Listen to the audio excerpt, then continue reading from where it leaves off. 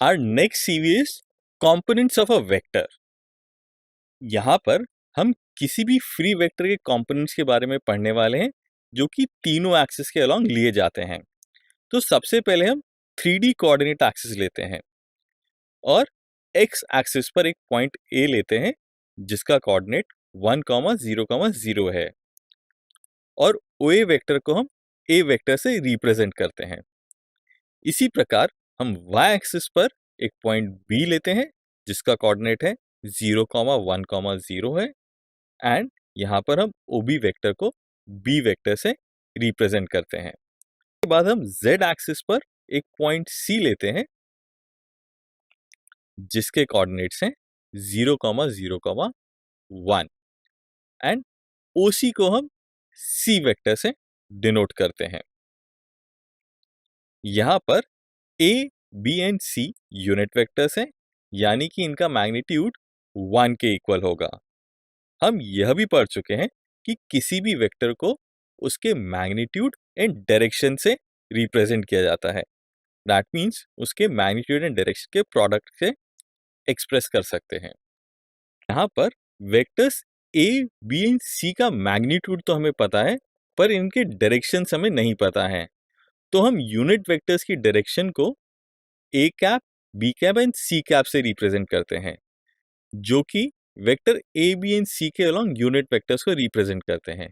तो यहाँ पर हम लिख सकते हैं A vector will be equal to magnitude of A vector into A cap and similarly B vector can be written as magnitude of B vector into B cap and C vector can be written as magnitude of C vector into C cap. So by multiplying magnitude and direction all the three vectors can be written in this form. अब हमें A cap की value A vector upon magnitude of A vector मिल जाती है, B cap की value हमें B vector upon magnitude of B vector and C cap की value हमें C vector upon magnitude of C vector मिल जाती है। यहाँ पर क्योंकि वेक्टर्स हमने जो लिए थे वो यूनिट वेक्टर्स है तो इनका मैग्नीट्यूड 1 के इक्वल होगा। अब क्योंकि वेक्टर A एक्स एक्सिस की डायरेक्शन में है तो इसके लिए स्टैंडर्ड फॉर्म में हम एक्स एक्सिस की डायरेक्शन में जो यूनिट वेक्टर है A कैप को हम I कैप से रिप्रेजेंट करते हैं। B वेक्टर Y एक्सिस की डायरेक्शन में इसलिए स्टैंडर्ड केस में Y एक्सिस के डायरेक्शन में जो यूनिट वेक्टर होता है उसको हम J कैप से रिप्रेजेंट करते हैं एंड सिमिलरली Z एक्सिस में जो यूनिट वेक्टर होता है उसको हम K कैप से रिप्रेजेंट करते हैं। इस प्रकार से unit vector A, B and C की values I cap, J cap and K cap के इक्वल मिल जाती है and I cap, J cap, K cap are called unit vectors along axis और इनकी वैल्यू और मैग्नीट्यूड 1 के इक्वल होती है। आगे बढ़ते हैं।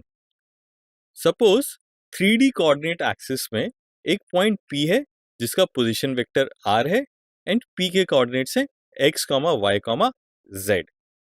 अगर हम इस पॉइंट P के लिए क्यूबॉइड ड्रॉ करें तो हमें OA vector, OB vector and OC vectors XI cap, YJ cap and ZK cap के इक्वल प्राप्त होंगे।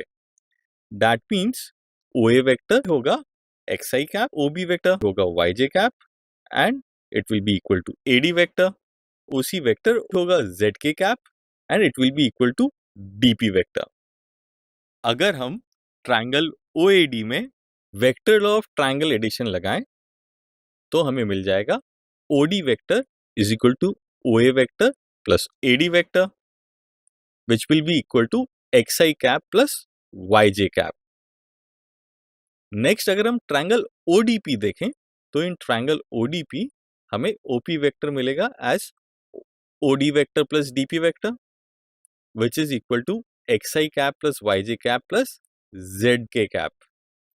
OD वेक्टर की जो वैल्यू है वो अभी हमने ऊपर वाले पार्ट से नीचे सब्स्टिट्यूट कर दी है। तो हमारे पास जो R वेक्टर आ जाएगा it will be equal to XI cap plus YJ cap plus ZK cap. That means हम किसी भी पॉइंट के कोऑर्डिनेट्स को उसके पोजीशन वेक्टर्स के फॉर्म में इस प्रकार से लिख सकते हैं। मैग्नीट्यूड ऑफ R वेक्टर की वैल्यू होगी root of x square plus y square plus z square जो कि हम पहले भी पढ़ चुके हैं। तो इस प्रकार वेक्टर आर की डायरेक्शन में यूनिट वेक्टर की वैल्यू होगी R vector upon magnitude of R vector. I hope आपको ये चीज अच्छे से समझ में आ गई होगी। तो चलिए अब हम एक यूनिट वेक्टर फाइंड आउट करने के ऊपर एक प्रॉब्लम सॉल्व करते हैं। क्वेश्चन कुछ इस प्रकार से, यहाँ पे हमें एक वेक्टर दिया है 3i cap plus J cap plus K cap, और हमें इस वेक्टर की डायरेक्शन में एक यूनिट वेक्टर फाइंड आउट करना है। तो इसको सॉल्व करते हैं। तो इसको सपोज हमने लिखा R vector which is equal to 3i cap plus J cap plus K cap. Magnitude of R vector निकालेंगे तो वो आ जाएगा हमारे पास √11। R cap that is unit vector in direction of vector r can be written as r vector upon magnitude of r vector. So ये हो जाएगा 3i cap plus j cap plus k cap upon under root of 11. इसको और simplify करें तो हम लिख सकते हैं r cap will be equal to 3 by root 11 i cap plus 1 by root 11 j cap plus 1 by root 11 k cap.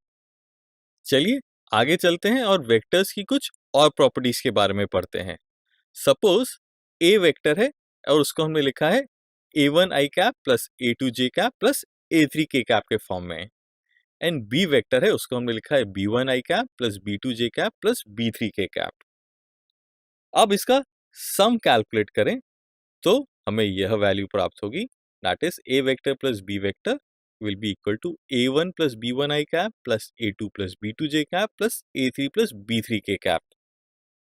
यहाँ पर हमने क्या किया है कि जो भी कंपोनेंट्स हैं along X axis, Y axis and Z axis, that means unit vector I cap के कंपोनेंट्स को ऐड कर लिया है, यूनिट वेक्टर जे कैप के कंपोनेंट्स को ऐड कर लिया है, यूनिट वेक्टर के कैप के कंपोनेंट्स को ऐड कर लिया है, और उसको ऐड करके जो हमारे पास वेक्टर आता है that would be vector A plus vector B का सम। अब अगर हम दोनों vectors A vector and B vector का डिफरेंस निकालें तो उसको हम लिख सकते हैं A vector minus B vector which will be equal to a1 minus b1 i cap plus a2 minus b2 j cap plus a3 minus b3 k cap। तो यहाँ पर भी हमने जो भी एक्सिस के अलोंग कंपोनेंट्स हैं उनको सब्ट्रैक्ट कर दिया है।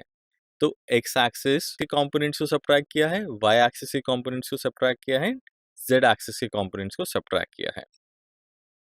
दोनों vector A vector and B vector एक दूसरे के इक्वल तभी होंगे जब a1 is equal to b1 and a2 is equal to b2 and a3 is equal to b3 होगा। जब सारी एक्सिस के अलोंग जो कंपोनेंट्स हैं वो एक दूसरे के इक्वल होते हैं तो हम कहते हैं कि two vectors are equal to each other. Next हम देखते हैं कि अगर वेक्टर ए को किसी स्केलर p एंड q से मल्टीप्लाई करें तो क्या होता है। तो अगर हम pa वेक्टर देखेंगे तो वो हो जाएगा pa1 i cap plus pa2 j cap plus pa3 k cap, and अगर QA वेक्टर देखेंगे तो वो हो जाएगा QA1 i cap plus QA2 j cap plus QA3 k cap.